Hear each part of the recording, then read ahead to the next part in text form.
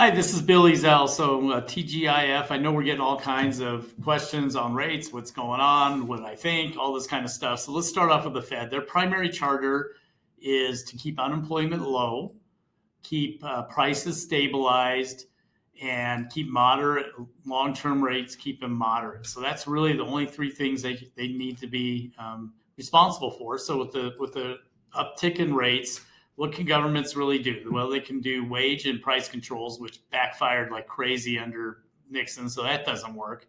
They can also employ a contrarian monetary policy or contract it. That's what we're doing right now. So what happens is they put out less mortgage-backed securities, pushing up long-term rates. They buy less of them. And short-term rates, they increase the rates to shrink the money supply so we can reduce some of the interest. They can also require banks to set aside a lot more money as reserves. So we might see that move coming up. So we got a lot of moves before this thing gets totally ridiculous. And under Ronald Reagan, they reduced regulation. They reduced, taxes drastically, capital gains taxes drastically. They also cut spending. But they really spiked rates. In fact, they caused two recessions with over 10% employment. That was the cure to drop the average rate in 1981. Inflation was at 13.5. They dropped it down to 4.1 in 6 years by just spiking the rates like crazy and causing two recessions.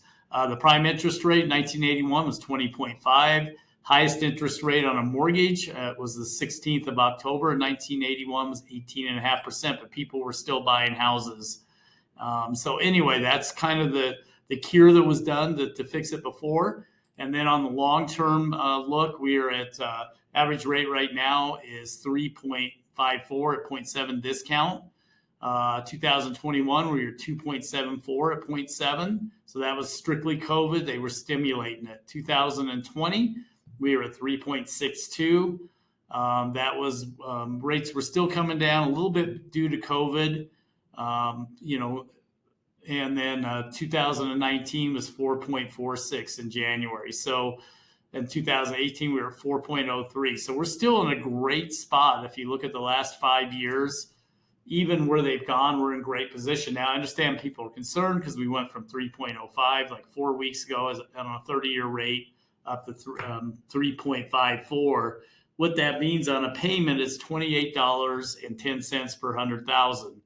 So obviously, if you were maxed on your approval, check in with your loan officer. Agents, I'd have them check in with it, but keep that in mind. So if you have a $500,000 loan, sure, you take that times 5. That's going to be a pretty big payment. You're going to be over 140 higher a month. So it all depends on how much of the loan balance. So this is not the end of the world. It's not going to kick that many people out of being pre-approved. It's just we're going to be paying a little bit more per 100,000. So any questions, give me a call. And any of my buyers that happen to see this, or my agents, if you have somebody I had approved before the first week in January or older, make sure they reach out to me, especially if we were maximizing the approval. My number is 720-617-7720, and I've attached the chart with the last 5 years on rates. So exhale, we'll be okay. Have a great weekend.